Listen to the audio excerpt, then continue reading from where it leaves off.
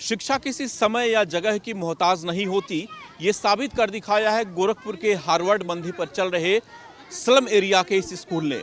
ये स्कूल हर रोज़ 2 घंटे यहाँ पे चलता है और यहाँ पे पढ़ने वाले अधिकतर बच्चे या तो कूड़ा बीनने वाले हैं या फिर वो बच्चे हैं जिन्होंने स्कूल छोड़ दिया है। उनके घरों में स्थिति ऐसी नहीं है कि उनके माता पिता स्कूल में पढ़ा सके। ऐसे बच्चों को इस तरह के घरों से इकट्ठा करके लाके उन्हें ज्ञान की रोशनी देने की ये कोशिश यहाँ पे युवा इंडिया जो एक संगठन है युवाओं का, उसके जरिए यहाँ पे की जा रही है। इसमें पढ़ाने वाले वो तमाम टीचर्स हैं जो करना तो बहुत कुछ चाहते थे अपने जीवन में, लेकिन वो जब अपनी चीज़ों को अचीव नहीं कर पाए तो उन्होंने इन बच्चों के जरिए अपने सपनों को पूरा करने की एक शुरुआत की है। और पिछले कई सालों से यहाँ पे ये पाठशाला चलाई जा रही है। इस पाठशाला से पढ़ के कई बैच और लगभग 40 से अधिक बच्चे अब मुख्य धारा में आ चुके हैं, दूसरे स्कूलों में जा कर के पढ़ाई कर रहे हैं। और यहाँ पे जो पाठशाला चलती है वो हर रोज़ दोपहर 2 बजे के बाद से यहाँ पे सजती है।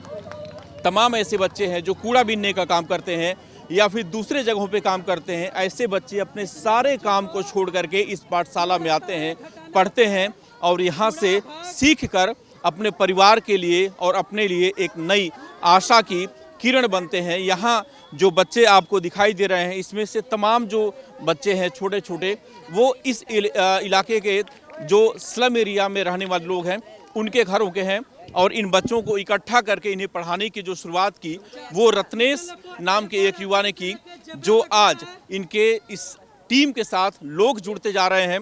और जो शुरुआत 2 से 3 टीचर्स के साथ हुई थी वो आज बढ़ करके यहाँ पे 1 दर्जन हो गई। रत्नेश, अगर हम आपके इस प्रयास की बात करें तो जब आपने शुरुआत की थी इन बच्चों को लाना बेहद कठिन रहा होगा, क्योंकि ये ऐसे इलाके से आते हैं, ऐसे घरों से आते हैं जहाँ पे शिक्षा का कोई महत्व नहीं होता है। किस तरह से शुरुआत रही और कैसे जो कारवां है बढ़ता गया फिर आप लोगों का? ये तो आपने सही कहा भैया कि शुरुआत में बहुत दिक्कत हुई, क्योंकि पढ़ाई यहाँ के लिए एक तरह से नामात का था। पढ़ाई ये लोग जानते कि हाँ पढ़ना होता है, बट कहाँ पढ़ना चाहिए, कैसे पढ़ना चाहिए, ना इनके माता पिता ना उनके माता पिता किसी को मालूम नहीं था। तो शुरुआत में लोगों को समझा के उनको बच्चों को लाना होता था। बच्चों को धीरे धीरे 1-2 से 3-4 से हुए करते करते आज आप देखेंगे लगभग हमारे पास इनरोल्ड बच्चे 385 से ऊपर हैं, जिसमें से इन 6 सालों में हम 150 बच्चों को स्कूल पहुंचा चुके हैं। और बाकी का अभी जो ये नवीन लड़के हैं, स्कूल वाले ज़्यादा नहीं हैं। तो मेरी ये प्रयास है कि आसपास के जितने भी फुटपाथ के बच्चे हैं या फिर जो बच्चे कूड़ा बीनते हैं या किसी कारणवश नशे में धुत है, ऐसे बच्चों को पढ़ाऊँ, उनको पढ़ा के एक प्लेटफॉर्म स्कूल तक पहुँचाऊँ, क्योंकि अगर बच्चा पढ़ गया तो उसका भविष्य बन जाएगा। अच्छा, इसी एरिया में क्यों ऐसा सोचा आपने कि यहाँ पे इस तरह के क्लासेस चलाए जा सकते हैं?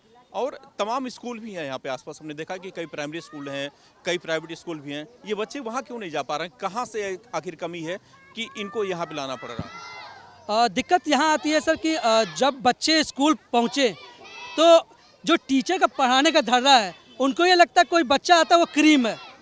बच्चों को पढ़ाने के लिए बच्चा तो बनना ही पड़ेगा। ये बच्चे स्कूल के नाम से डर जाते हैं, क्योंकि टीचर्स के पास जाते हैं, टीचर्स का एक अलग ही रवैया। अब ये ठीक है भाई, मलिन बस्ती या हरिजन बस्ती का है तो थोड़ी गंदगी रहेगी, डेस्क नहीं रहेगा, कभी साफ़ चीज़ें नहीं रहेंगी। तो इसका मतलब हमें उन्हें थोड़ा सा उनको समझना होगा। वही चीज़ मैं समझता हूँ, एक एक बच्चे उनके बीच में रहना, बैठना, उनसे दोस्ती करना। जब मैं उनका दोस्त बन जाता हूँ तभी यहाँ पे खींच के ला पाता हूँ। और यहाँ से मैं उन प्राइमरी स्कूल, प्राइवेट स्कूल और हाई स्कूल सब जगह भेजता हूँ।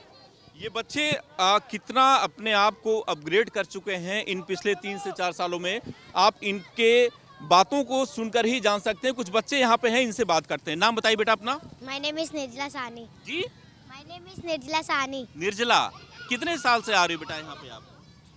6 साल से आ रहे हो। क्या क्या सीखा यहाँ पे आपने? सर बहुत कुछ सीखे। बताएंगे कुछ, हमें सुनाएंगे आप? हमें क्या सुनाइए। नन्ना मुन्ना राही हूँ, देश का सिपाही, बोलो मेरे संग जय हिंद जय हिंद जय हिंद जय हिंद।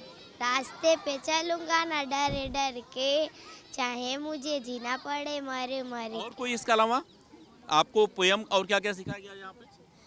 बच्चे पढ़ने में मन लगाना, बच्चे पढ़ने में मन लगाना, वरना पड़ेगा पछताना, वरना पड़ेगा पछताना। बहुत बढ़िया। आपने क्या क्या सीखा बेटा यहाँ पे?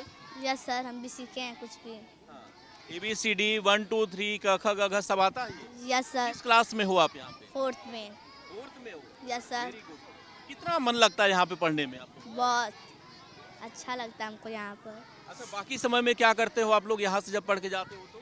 सर जो काम देते हैं वो करते हैं, क्या करते हो? जो काम देते हैं पहाड़ा याद करते हैं। अच्छा, दुकान पे काम करते हो आप?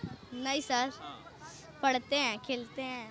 पढ़ते खेलते हैं। यस सर, अच्छा, तो पापा मम्मी यहाँ पे भेजने में पहले दिक्कत करते थे, नहीं भेजना चाहते थे, अब भेजने में अच्छा लगता उनको? यस सर, हाँ, क्या भेजते बोलते हैं। अभी? जाओ पढ़ने, अच्छा लगेगा, अच्छी सीख सीखोगी। यस। तो इन बच्चों की बातों को सुनकर आप समझ सकते हैं कि अब इनके परिवार में कितना परिवर्तन आया है। यहाँ पे इनकी एक टीचर हैं जो शुरुआती दौर से इनको पढ़ा रही। मैडम, अगर हम इन बच्चों के माता पिता की बात करें तो कितना परिवर्तन उनके जेहन में आया है? पहले जब आप लोगों ने शुरुआत किया था तो बड़ा लोगों को समझाना पड़ता था, अब कितना लोग समझ पा रहे हैं? अब बहुत परिवर्तन हो गया, क्योंकि देख रहे हैं कि बच्चे हमारे बहुत स्वच्छ हो रहे हैं, साफ सुथरा पढ़ाई लिखाई कर। हर आदमी सोचता है आज के समय में कि हमारे बच्चे आगे जाएं, इसलिए हम लोग की मेहनत कहिए रंग लाई है, जो कह लीजिए वही है। आज के इनके माता पिता खुद चाहते कि बच्चे हमारे आगे जाएं, हम लोग भी चाहते कुछ आगे बढ़े ताकि समाज का भी भला हो इसमें। अच्छा, आप लोग यहाँ पे पढ़ाते हैं, फीस तो बच्चे उससे लेते नहीं हैं, फिर आप लोगों का खर्च कैसे, आप लोग कैसे कंट्रीब्यूशन कहाँ से? लोग कंट्रीब्यूशन कर लेते हैं आपस में ही सारे, मतलब हम लोग की टीम है ना, तो सारे लोग मिल के कर लेते हैं। तो युवाओं की एक टीम है युवा इंडिया, और ये टीम किस तरह से काम कर रही है इसका नतीजा आप इन बच्चों को देख सकते हैं। आपके बच्चे यहाँ पे पढ़ते हैं? जी सर। कितने साल से बच्चे पढ़ रहे हैं? अरे हो गया 2-3 साल। 2-3 साल हो गया। शुरू में थोड़ा सा लोग आपके घरों के और समाज के लोग मना करते थे कि बच्चे कहाँ जाएंगे, क्या पढ़ेंगे, करना वही। सर जी आए बताएं कि यहाँ पे आप लोग फ्री पढ़ा सकती हैं, आपको ना पैसा देना पड़ेगा ना कुछ, और जो नहीं आता है बच्चों को हम लोग बताएंगे, पढ़ाएंगे। तो बच्चे अगर पढ़ते हैं कितना खुशी होती है? बहुत ज़्यादा खुशी होती है। हम लोग खुद अपने बच्चों को लेकर आते हैं, यहाँ पर बैठते हैं, पढ़ाते हैं। तो बच्चे आगे बढ़ते हैं तो आपको लगता है कि आप लोग जो नहीं कर सके वो आपके बच्चे? क्यों नहीं, हम लोग नहीं करते, हम लोग को बच्चे कर सकते हैं कि नहीं कर सकते हैं। हाँ, बच्चे पढ़ेंगे तो और अच्छा लगेगा। मान लीजिए हम लोग नहीं पढ़े तो बच्चे तो पढ़ेंगे ना, वही बात। तो बच्चों को अब काम करने नहीं ना भेजते? नहीं, हम लोग बच्चों को पढ़ाते हैं। नहीं उतना पैसा है, सरकारी में पढ़ाते हैं, लेकिन पढ़ाते हैं जी। चलिए, ये वो माता पिता हैं जिनके बच्चे यहाँ पे आकर के पढ़ाई करते हैं, और इन बच्चों में जो परिवर्तन है पिछले कुछ सालों में यहाँ के लोग भी महसूस कर रहे हैं। शुरुआत में जब ये क्लास चलनी शुरू हुई थी तो लोग यहाँ पे अपने बच्चों को भेजने के लिए तैयार नहीं थे, और जो रत्नीश की टीम है उसे बच्चों को इकट्ठा करने में काफ़ी मेहनत करनी पड़ती थी। 3 से 4 बच्चे शुरुआती दौर में यहाँ पे आए थे, लेकिन आज ये जो कारवां है बढ़कर के 350 से अधिक पहुँच गया है। हर कोई अब इस इलाके में जो अपने बच्चों को प्राइमरी स्कूल या प्राइवेट स्कूल में नहीं भेज पाता है, वो इस पाठशाला में अपने बच्चों को भेजता है ताकि उनके बच्चे भी पढ़ लिख सकें, अक्षर ज्ञान उनको हो सके। और वो माता पिता जो अपने जीवन में कुछ नहीं कर पाए हैं, जो अनपढ़ रह गए और उनका भविष्य पूरा बर्बाद हो गया, वो अपने बच्चों को अब पढ़ा करके उन्हें काबिल बनाने के लिए इस युवा इंडिया की पाठशाला में भेज रहे हैं। और यहाँ पे जो बच्चों का पढ़ाई है वो पिछले कई सालों से लगातार चल रहा है। किसी से किसी तरह का कोई डोनेशन नहीं लिया जाता, बच्चों से कोई फीस नहीं ली जाती।